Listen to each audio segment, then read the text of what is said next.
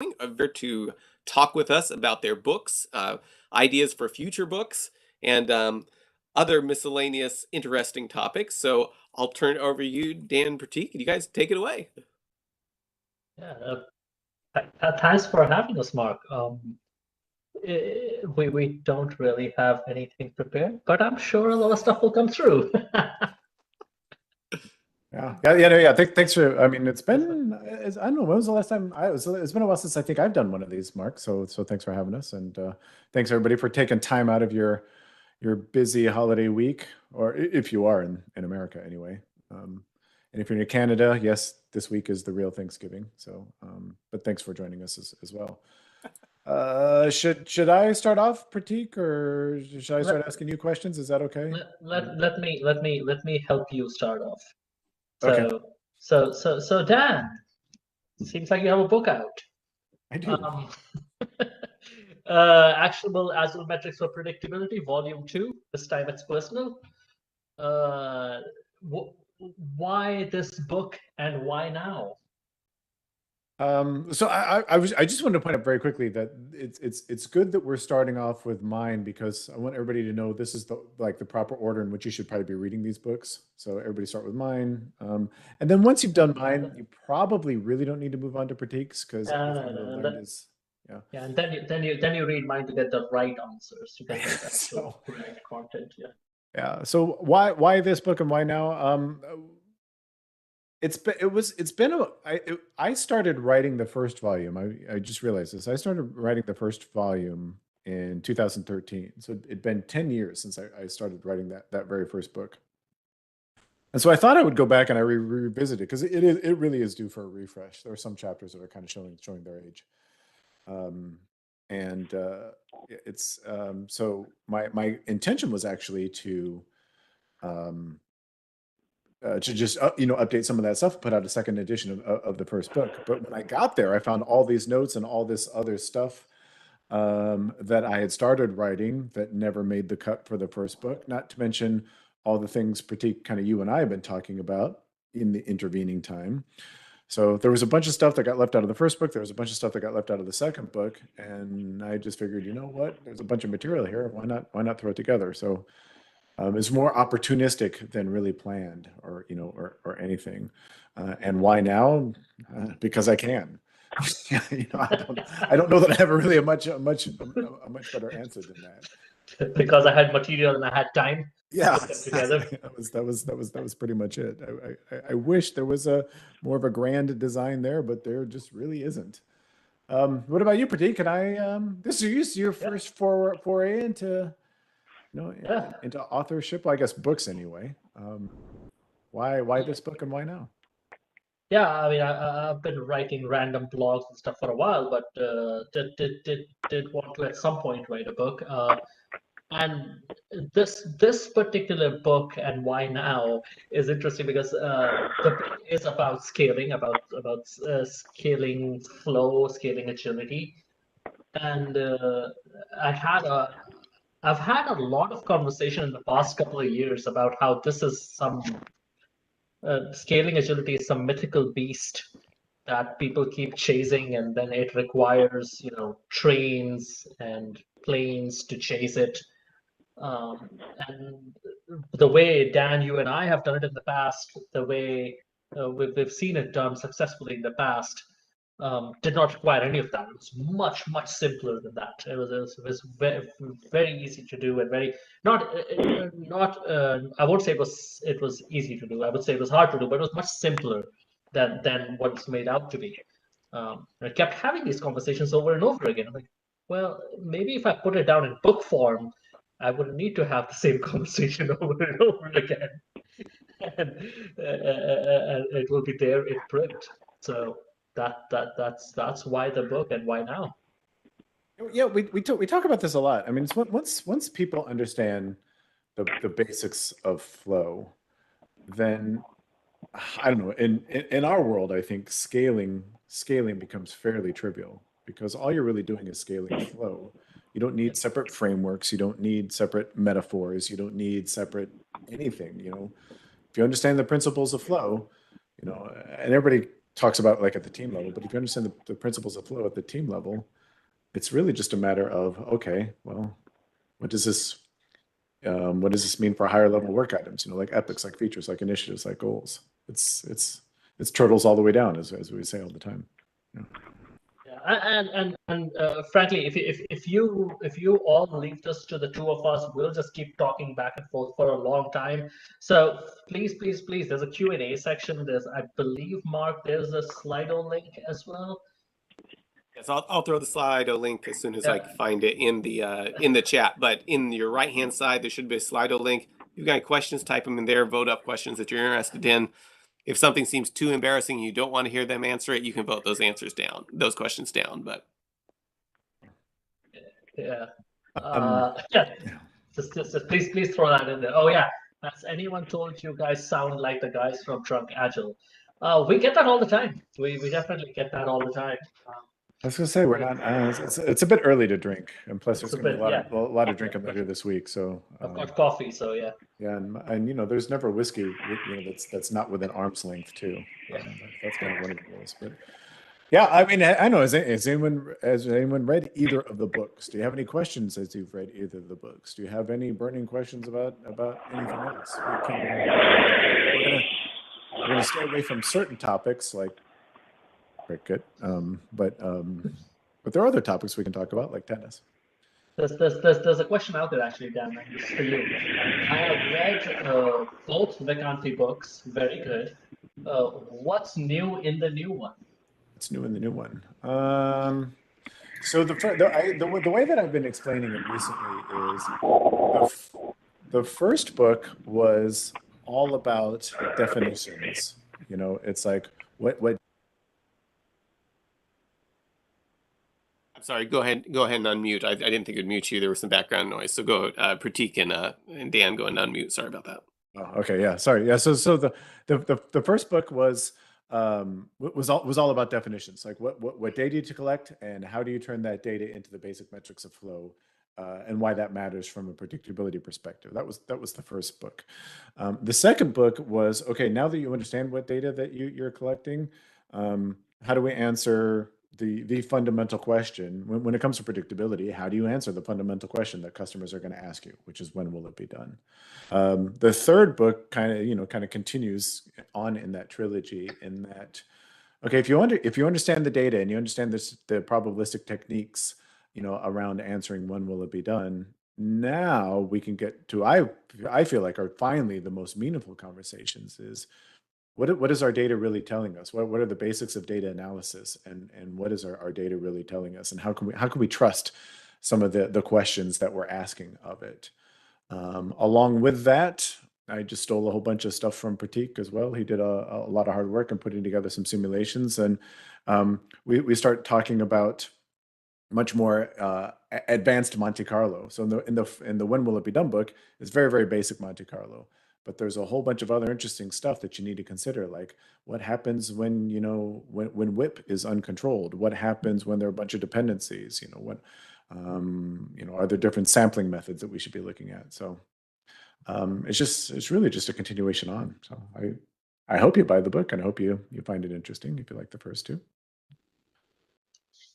Yeah, and there is another question for you. Hi there. Which of the two books is more beginner friendly and should be read first by someone who's learning Scrum and Agile?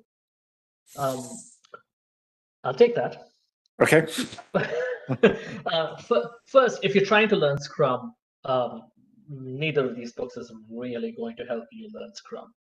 You'll get some idea of what Scrum is, but neither of these books are really going to help you with learning Scrum. But if you're foraying into agility, I wouldn't start with either of these two books. But if you were to force a choice between these two and you're new to this, I would start with mine. But even if you are not new to this, I'll still start with mine. But and the only reason I say that is because Dan's earlier books actually form the foundation for this third book. And that's why this wouldn't be a great place to start for someone who's new to this. In mine, I do build some of the foundations before I get to the more advanced stuff. So maybe you want to start there. But strictly speaking, if you're absolutely new to this stuff, we might not be the right place. Dan's first book might be the right place. Yeah. Yeah. In terms of my three books, which one's the most beginner friendly? I'd probably say the second one, When Will It Be Done, is probably the most beginner friendly. As much as possible, I try to make them self-contained. So you should be able to pick up any one and be able to read it, and all the information is there. But honestly, if you know nothing about flow metrics, what they are, what data to collect, and how to, then you probably have no choice but to start with the first one. You really have to start with that. If you feel like you've got an understanding of flow metrics, then yeah, the second book's probably the most beginner friendly. Yeah, I think that hits one of the other questions that was in the pipeline as well, which is about which one should you read first. Oh, okay, yeah. So yeah, if you're looking for a beginner friendly one, it's When Will It Be Done, I think.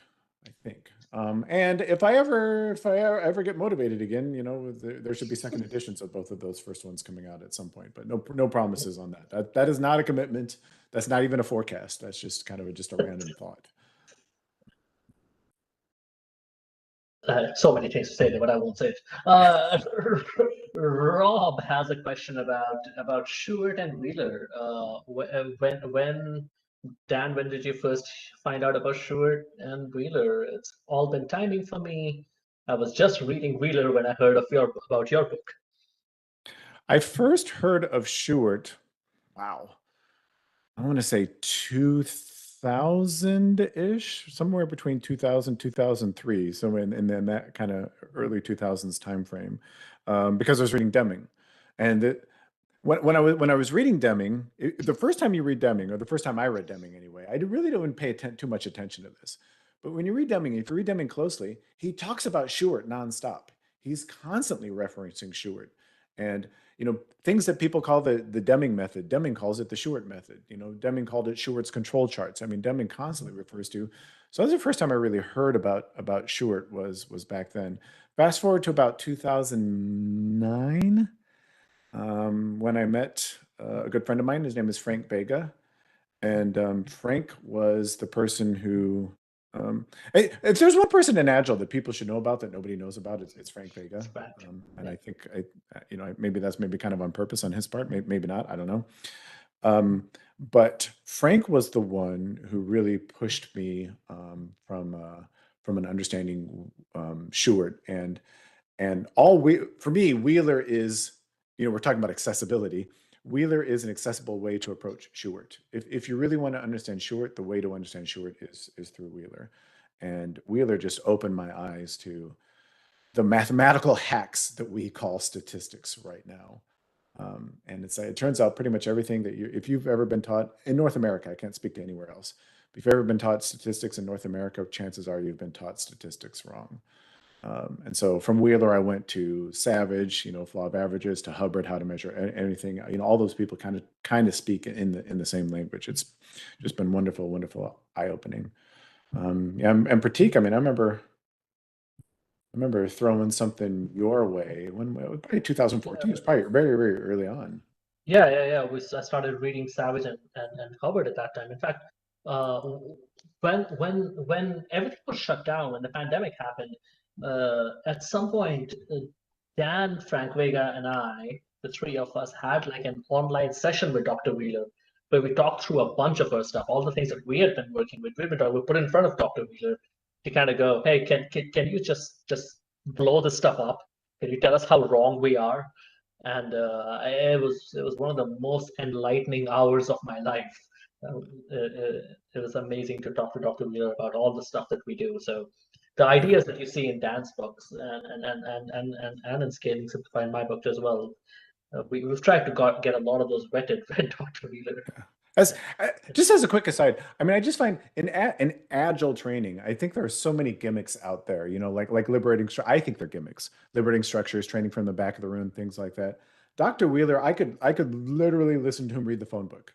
I'd be happy just to get on a call with him and have him talk for 8 hours straight, and you get so much out of that. He never said, "Okay, guys, we're going to break out into a 1-2-4 all now," and see, it was just brilliant. The guy could just go on forever. It's just so good. Probably, I think the most powerful training that I've had in recent memory for the longest time. Yeah. Right. Oh, this is a good one. Richard's obviously. I'll ask you because you're going to handle this one. Okay. Okay. So you guys talked about team sizes bigger than 9 being okay in a recent podcast. Do you think pairing/mobbing are helpful to manage communication paths with larger teams? What else can help bigger teams be successful? Prateek. So one, yes, pairing/mobbing definitely helps with that. Two, whenever I hear communication paths, that diagram with all the connected things starts to come to mind, where you have all the different dots and the number of connections increases by exponentially as you add more people to it. That Dunbar's number stuff comes to mind.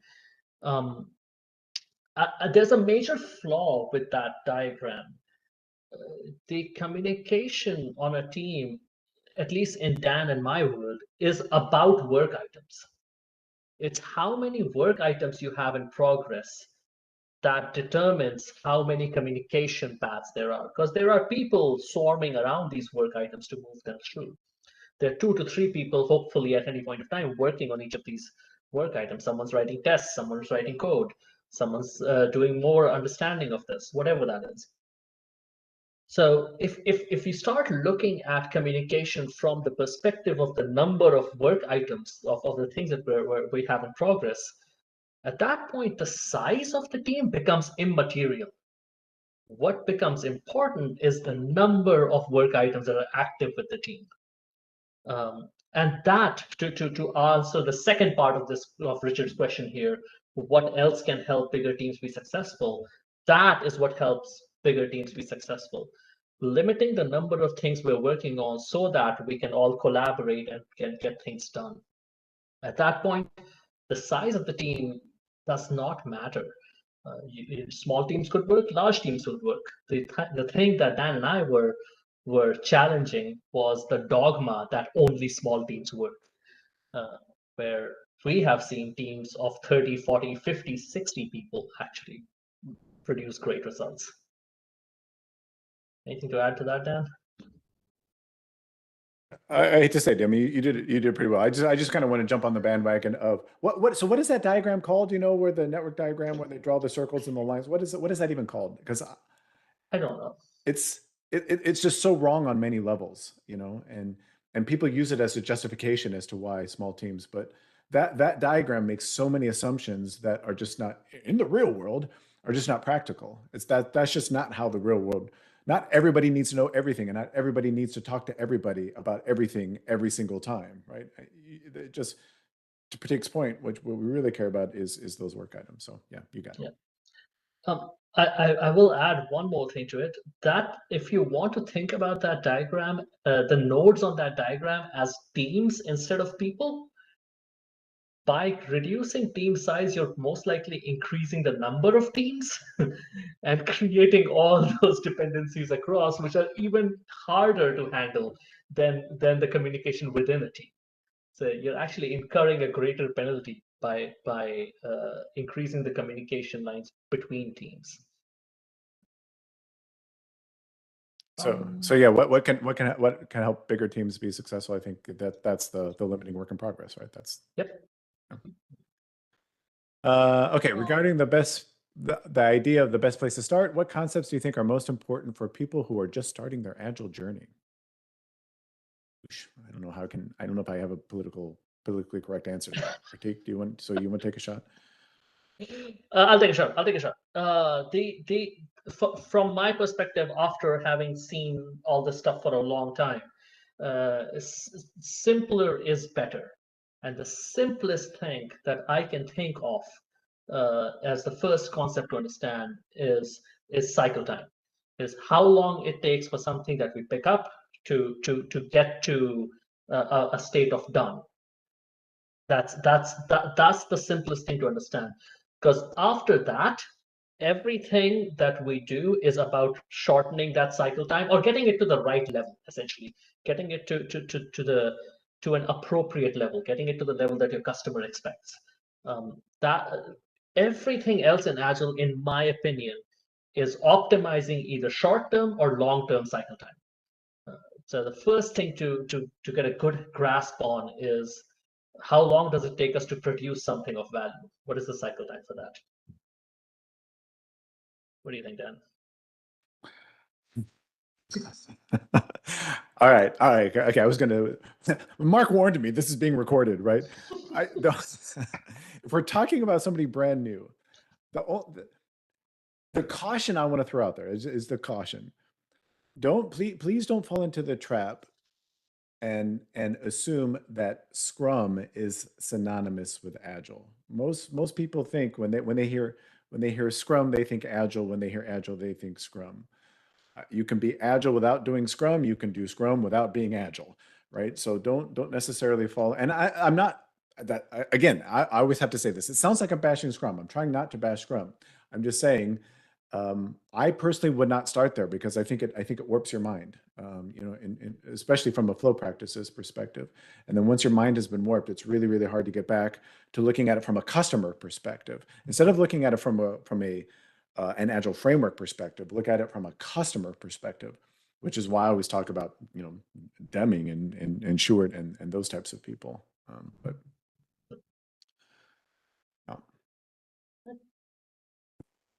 have you seen? Oh, you should ask me this one because I've got.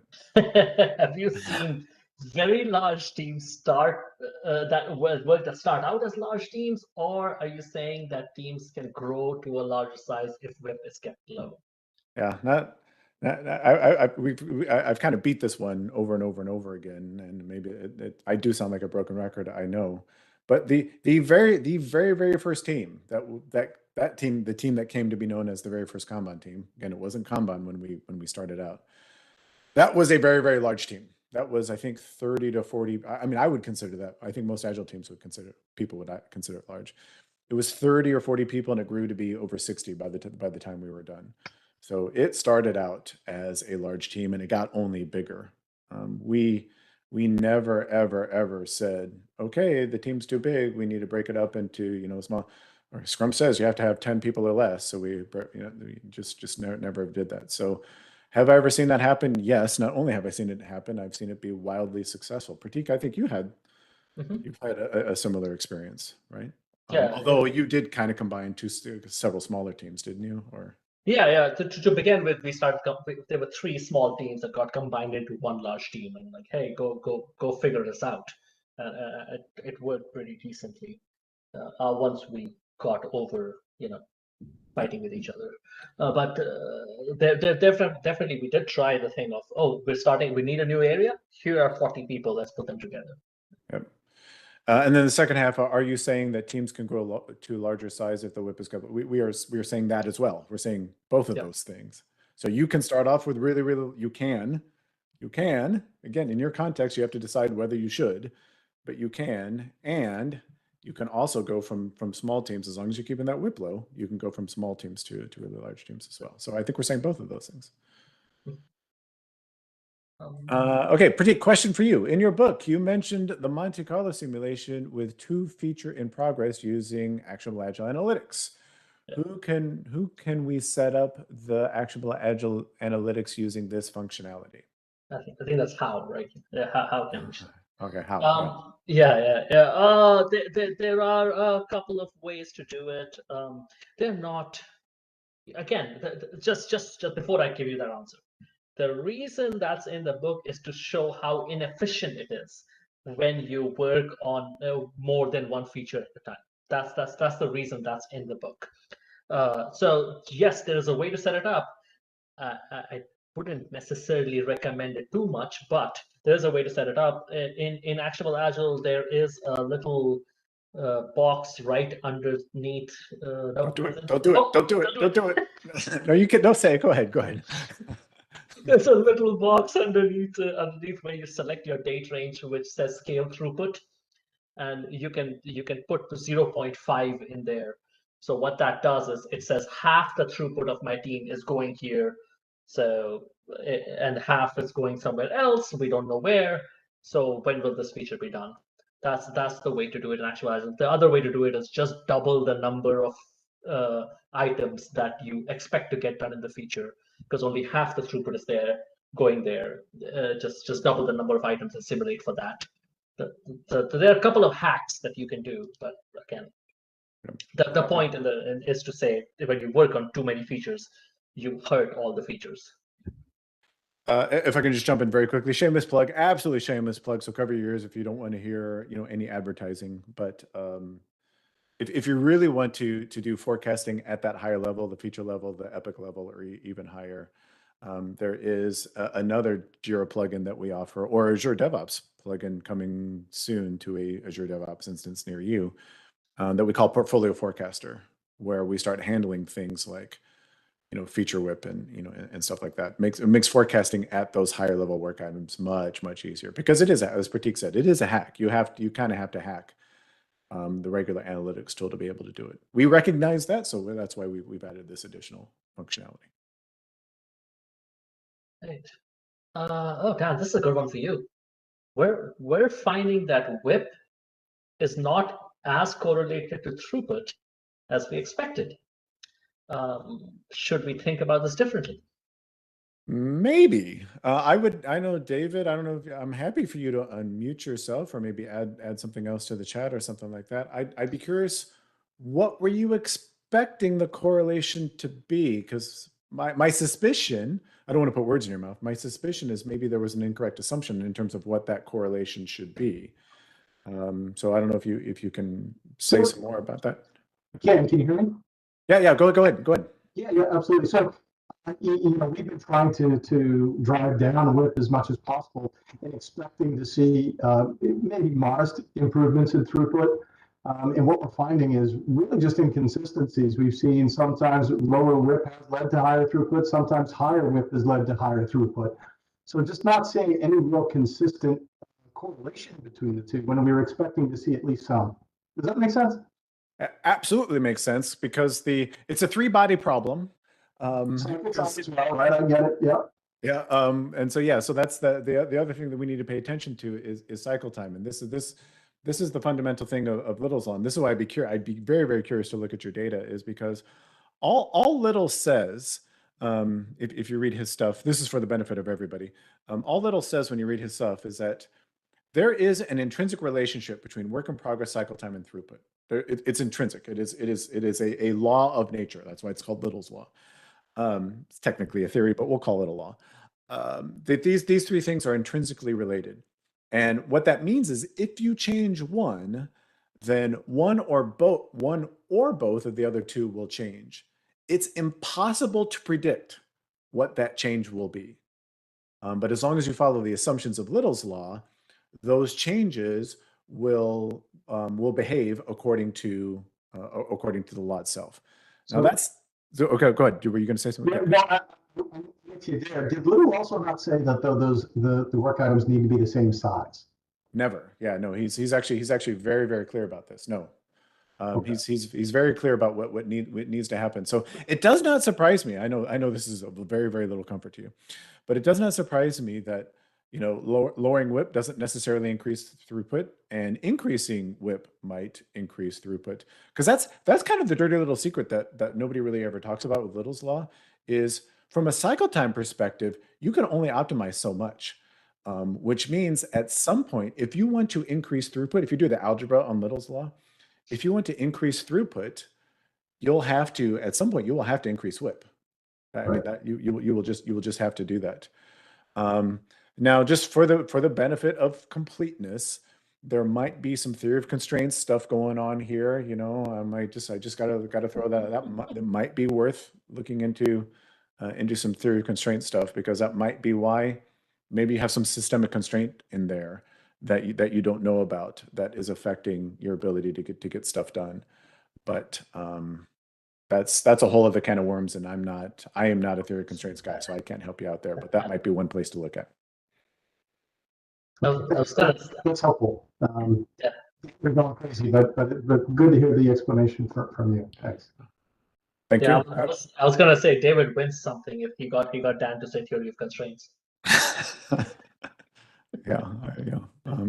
So I know at some point, David, I'd love to be able to follow up and kind of take a look at the data, and your anonymized data, of course, and kind of see what's going on there. But yeah, I think a lot of people do assume that if you lower WIP, your throughput will go up. That's not necessarily true. And I'm not saying, David, that you're saying that you say that, but I think a lot of people go in with that misconception. And I think it freaks people out. Prateek, I don't know, maybe you've seen this. When we say, hey, yeah, if you want to increase throughput, you're going to have to increase WIP. At some point, you have to, which Yeah. I would argue is probably another argument for a larger team, right? Yeah. You know? Yeah, it definitely freaks people out. I remember at some point saying something like that on LinkedIn, and half the people thought I was joking, and half the people thought that I just lost my mind. But yeah. Do you run into problems with teams increasing throughput, decreasing cycle time, where they're splitting stories in a way that is more gaming the metrics than delivering stories of user value? Do you, Dan? You can speak to this much better than I can. Yeah. Yeah. So the short answer is sometimes. The long answer is when you do see it happening, that team does need some help in figuring out how to define items of value. This is almost Goodhart's law coming into play of making a measure a target, which is cycle time, making cycle time a target, and it having adverse effects. What we really want to do is use cycle time as a way to understand our system, and then talk about how we improve our system. But if we say, hey, you all have a cycle time of 20, you have to bring it down to 10, you will see weird things like this happening. Absolutely. Dan, actually, literally today we're talking. We teach a user story slicing course, which talks about slicing stories by actually not by value but by feedback. What we mean by that, you'll have to come to the course to find out. Yeah, so, it's definitely a thing that can happen, but it happens only when people start looking at cycle time as a target, not as a way of understanding their system. I mean, I do want to jump in there. As Prateek said, there's probably a coaching opportunity there because honestly, they're thinking about the problem correctly. Their solution is incorrect, but they're thinking about it. You know, I do want you to kind of game the system by making your stuff smaller. Now, there are quote unquote better ways to make things smaller than other ways. But that's absolutely the way that I want you thinking about the problem. You know, we just need to talk about, you know, it's not about making the metrics look good. It's about making our customers happy. Right? So, the next one actually is kind of interesting because it goes back to the books at this point, which is, are you guys a fan of Reinertsen and any of his principles or positions or opinions that you disagree with? Yeah, Dan's grabbing his principles of product development flow book. The reason I say it ties back into the books is because Dan did a good amount. Okay, let's get this right. I did a good amount of work that that Dan used to write a great article that then I included in my book. So I don't know where how the circle of attribution goes there. But yeah, so and that article is called "Don't Be a Ditka," and we take certain positions that I don't think they necessarily disagree with Reinertsen, but they talk about applicability of Reinertsen's methods in our world. I would argue, if anything, they validate Reinertsen. What we did validate what. So yeah, I don't know if everybody saw. You know, we were talking before the call. Very few things that I have within arm's length at all times. First being whiskey behind here. Second being anything by Don Reinertsen. Huge fan of Don Reinertsen. In fact, I started reading Reinertsen before I read Deming. I'm pretty sure I read Reinertsen before I even read Deming. Yeah, his cost to delay stuff is believe it or not, if you've heard us talk about the way that Don Reinerson talks about cost of delay is absolutely correct. It is. I mean, what he's saying is correct. I'm going to say this out loud, but what Prateek is saying is also correct, is that in most contexts that we come up with, the applicability of the way that Don Reinerson talks about it is impractical, for the most part impractical. And so there are much better proxies for cost of delay that we can maybe get into if we have enough time, than actually going right after cost of delay. But long story short, huge fan of Don Reinerson. I would listen to pretty much anything and everything he says, because I don't know that I've found an instance where he's been like wrong. Personally, I don't know that I've ever found that. And to double down, I would listen to Reinerson, not other people repeating or reinterpreting Reinerson. Yeah. I mean, there's an agile framework that shall remain nameless. It talks about weighted shortest job first. If you want to learn about different, different prioritization strategy, or actually maybe different ordering strategies, we should call them ordering strategies. This is the book you want to read, where he actually goes into a much more rigorous definition of what weighted shortest job first. His ideas have just been perverted beyond the point of even being recognizable when you look at how they've been kind of just subsumed by some of these frameworks out there. So yeah, totally agree. Read the original Reinerson. Do not read some, third party misinterpretation of what Reinerson said. Which brings us to the. Uh-oh. you take this one. I'm going to ask you, so you take this one. I just full disclosure, I'm not a SAFe expert, so I don't know how to answer most of these things. I've been to one half. It was kind of a half SAFe training. That's kind of how I would describe it. What do you see as the benefit of SAFe in terms of creating flow, and what do you see as the drawbacks? Prateek, that's all you. There's a chapter called Planes, Trains, and Automobiles in a book that I read recently. Yeah. If you want the longer answer, read the book. But the shorter answer, I'm trying to find a good. Okay, I'll give SAFe credit in two different ways. From the benefits perspective. One, however misshapen the definitions are, SAFe has at least brought the awareness of flow at different levels to people. Lean portfolio management is about creating flow at the portfolio level. The awareness has at least been brought.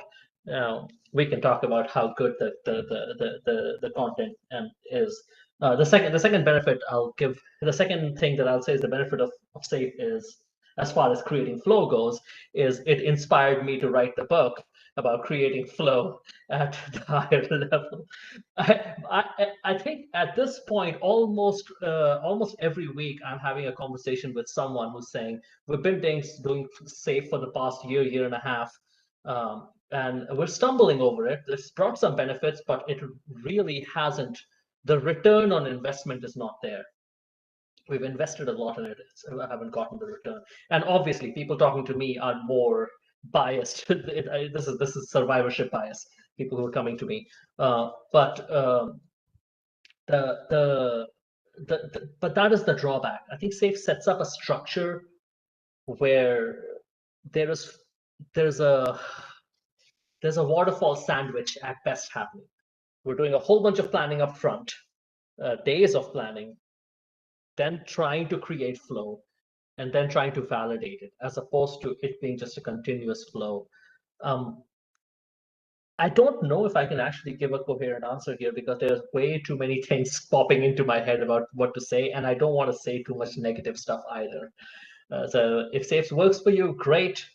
But if you're seeing problems with the end-to-end flow of work at any level, you might need to look at other places.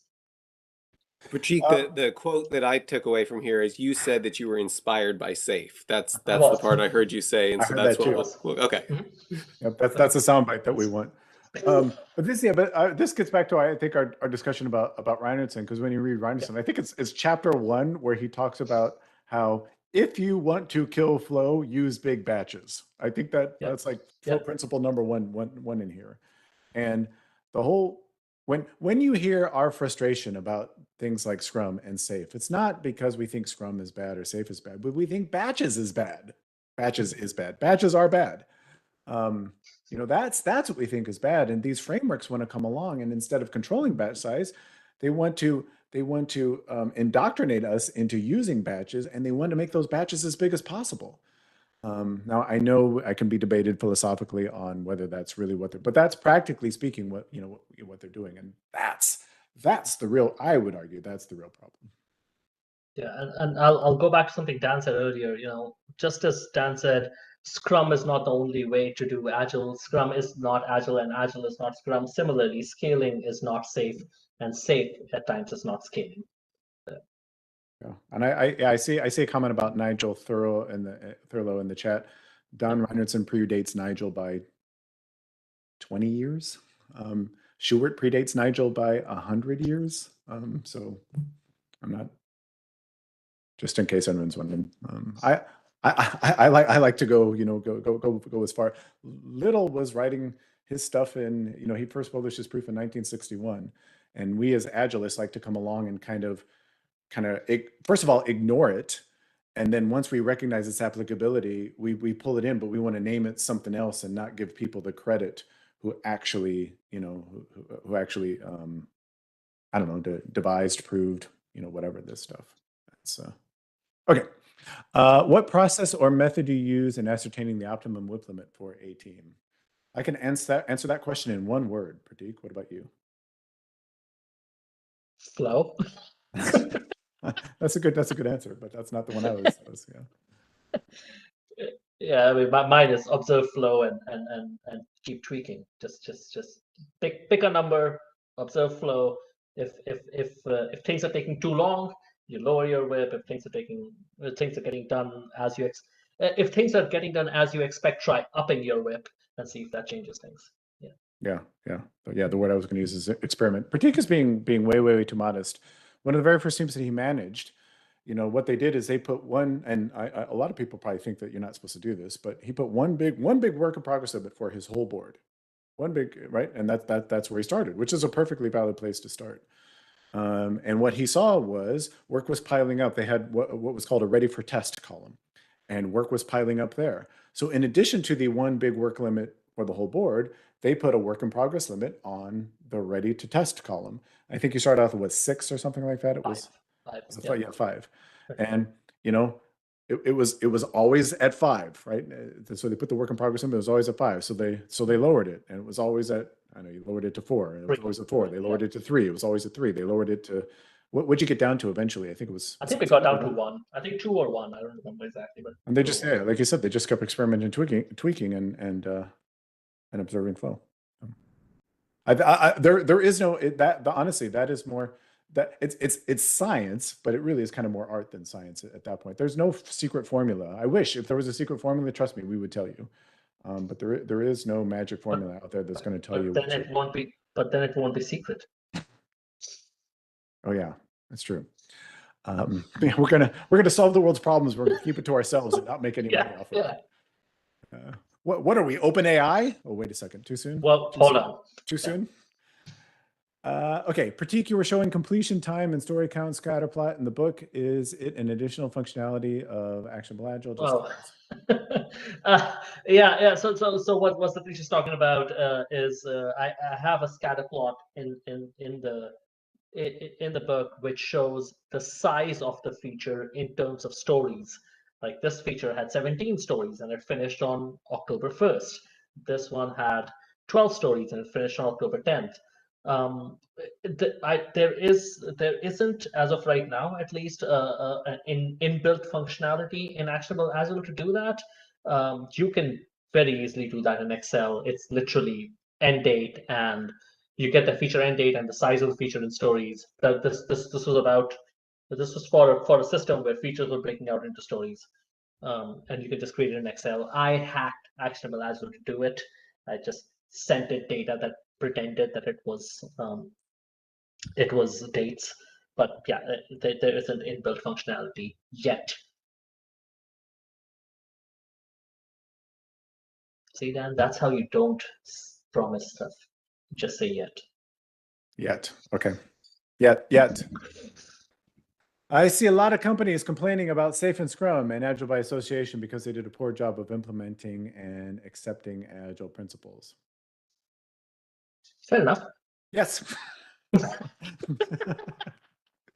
I totally agree. I don't know if I could have said it better myself, Craig. Yeah, absolutely. That's a whole deeper philosophical conversation too about whether the Agile Manifesto itself is even is even correct. But certainly this idea of trying to match what we're doing to what our customers really want. Call it what you will. If you're not fundamentally willing to do that, I don't care what you implement, Safe, Scrum, Kanban, whatever. It ain't going to work. And then you're going to blame Safe and Scrum and Kanban. Yeah. Okay. Do those very large teams end up self-organizing into smaller sub-teams anyway? Prateek, yeah. Yes and no. It completely depends on the team. The examples that we were talking about, there were some teams that were like 30 people, but they would say things like, for the next 2 weeks or a week or whatever, we are these 4 sub teams of 6 people each or whatever that is. Other teams would be, for this work item, the 4 of us are working together. When this work item gets done, we are going to pull the next work item and dynamically reteam into something else. Shout out to Heidi Helfen for her book, Dynamic Reteaming. So either or, it's whatever worked for the team in order to make sure that things were flowing through their system. So yeah, it could be either they are organized as sub teams for a fixed period of time, or they are dynamically reteaming every time something gets done.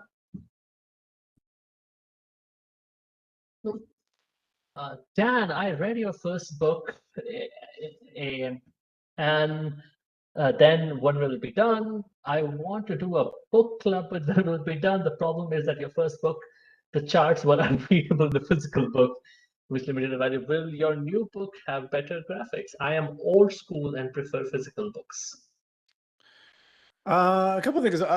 So apropos of nothing, I was just reading an article, I think it was 2 weeks ago, just reading an article on the environmental impact of print books. I used to be hardcore print books only.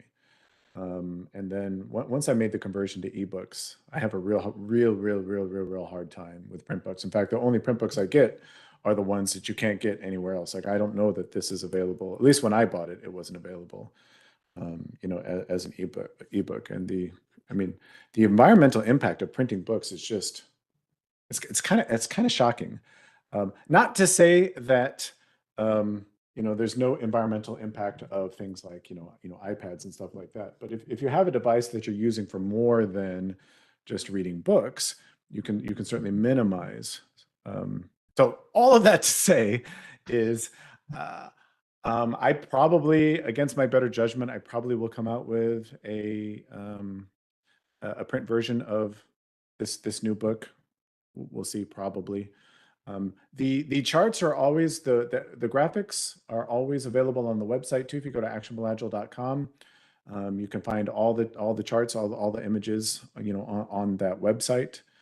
If you have any problems, certainly let me know. Hopefully, though, the text is explanatory enough that you really don't need the charts. I mean, the charts are hopefully just reinforcing the text. Everybody always asks me to do an audiobook. My first book, I think, has over 100 images in it.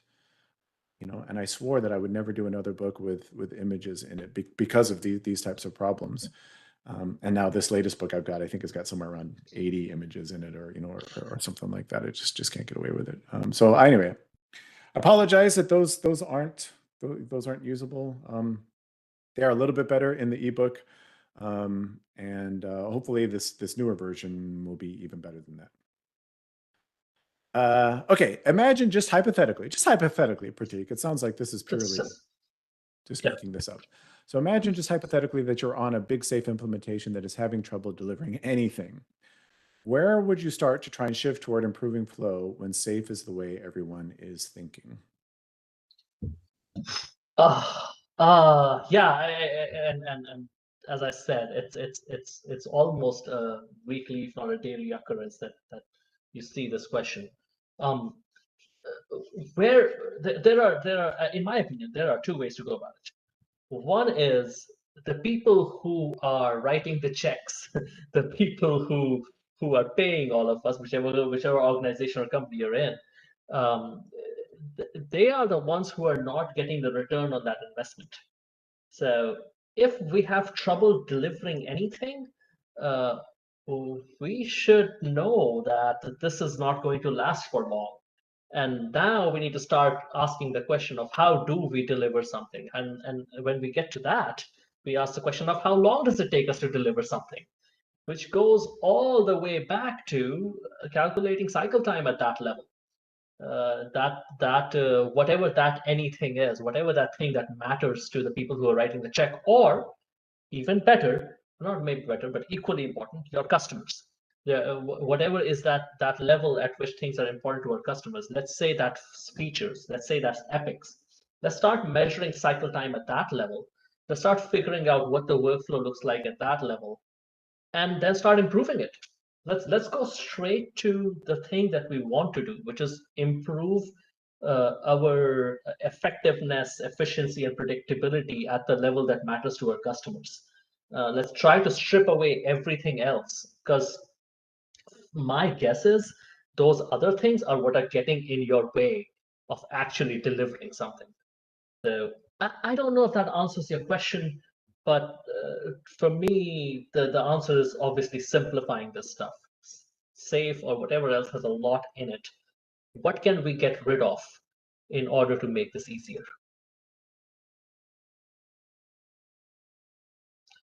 A couple of things about Rally, which I might just skip. Nobody wants to talk about it. I didn't even know Rally still existed. I didn't. I'll be honest with you. So just so you know, way back when, this is I think circa 2015. I looked at doing an integration with Rally. In fact, I had several calls with people from Rally, and everything I've been saying today just sounds so negative, and it sounds so. But it's just maybe this has just been my experience. For whatever reason, traditional agile tools make it so difficult, so hard to get basic flow data out of the tools. And at the time, back in 2015, it was near impossible to get flow data from the Rally API. And so that's why there is no, trust me, we tried for months to get it to work. And in the end, we just could, after, I can't even tell you how many calls with Rally, just could not get it to work. Maybe it's better now, but to be fair, it just probably doesn't have a big enough install base that will ever be a thing. There's always a standalone version. So if you can figure out a way to get your data out of Rally, you can always upload that data into the standalone version of Actionable Agile. That's, to me, that's the core benefit of Actionable Agile. The data model that we use is so simple. It's just so, as long as you have ID, start date, finish date, you can do everything that you need to do in Actionable Agile. So unfortunately, regardless of what tool you're using, if you have a way to get those three pieces of information out of it, you can start doing forecasts and stuff with it. Correct. That's it. That's all you need. Now, you may want more information depending on some of the things you want to do if we start talking about aging and things like that. But yeah, to get started, just ID, start date, and end date. That's all you need. Based on that subteam and reteaming, I think, where do you measure flow and all the measures considering all the constant change? Same place you would otherwise. It's the same. Whatever is the board that the team is using, whatever is their start point, whatever is their end point, measure cycle time, WIP, throughput, age in that area, and then just like everything else, because we considered all of this to be a single system, just like everything else, which experiment helps us go in which direction. If the team feels that they're losing too much context with reteaming, well, let's see if we can keep them together in groups, in subgroups for a bit, and see if that changes anything. Let's stick with the same system. Hey, and the last one there, at least right now, is if lowering WIP doesn't necessarily lead to increased throughput, then what is the advantage, Dan? And 25 words or less. Even if you don't see an increase in throughput, at the very least, you shouldn't see necessarily by decreasing WIP, you shouldn't necessarily see a decrease in throughput. It's possible. It is absolutely. Remember, we don't know, but in all practicality, if you lower work in progress, even if your throughput doesn't go up, it shouldn't necessarily go down. The thing in those cases, the thing that almost certainly would be affected then is cycle time. And I don't know if anybody was counting, but how many times Prateek said the word feedback? I don't know. I don't know. I was somewhere up around half a dozen, I think. But for me, for me and for Prateek, I'm going to put words in his mouth. That's the key. Is we need. I'm going to steal Prateek's thunder all over the place here. He says something. He says, I'm going to pretend like he's not here too. He says the whole purpose of Agile is to find out how wrong you are as quickly as possible. So much of Agile, we make assumptions that we are correct up front. Oh, we know how complex this thing is. We know how many things we can get done. We know how valuable this thing is. The problem is you don't know any of that stuff. You think you do, but you don't. You really don't.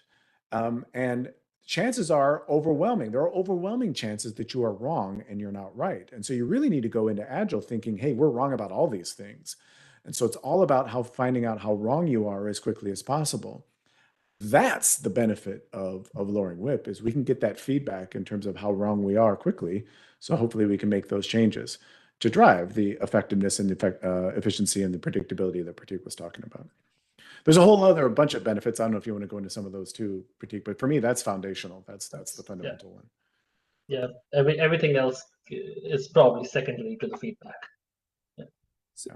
So just to make that a little more concrete, because I think that's a really important point. You're saying if somebody's saying we at the beginning of week we start five items, and at the end of the week we have 5 items done, and that's what we're doing all the time. We're on 5 items at a time. We get 5 done a week.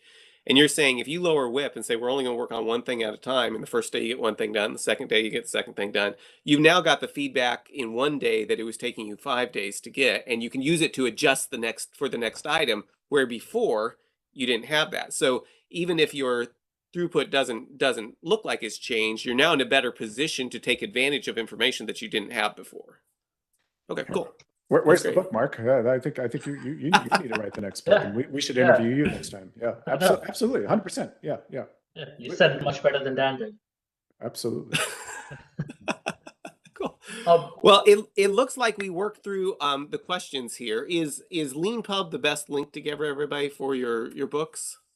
Well, Prateek's is out on Amazon, so if people are Amazon fans, both places, yeah, you could get Dan's on LeanPub, mine on LeanPub. You could also get mine on Amazon in ebook and print.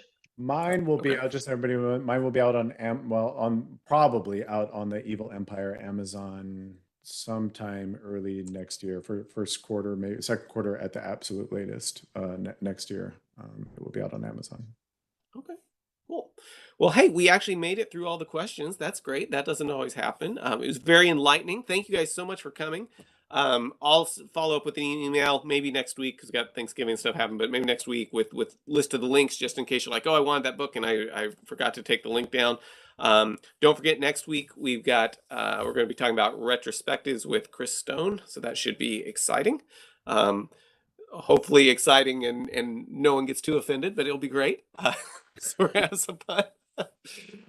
But yeah, thank you guys so much for coming. Really appreciate it, and looking forward to. I'm about halfway through with Prateek's book, and then I'm gonna go because evidently I did them in the wrong order. I didn't understand what the proper order was here. You did. So everybody have a great Thanksgiving. You're in the U.S. Great rest of the week, everybody. And Dan, Prateek, thank you so much for coming. Really appreciate it. Mark, thanks for making this happen. I really do appreciate it. Thanks to everybody for coming. Thanks for taking time out. Hope to see you soon. Let us know what you think. Take care, folks. Thanksgiving. Gobble, gobble.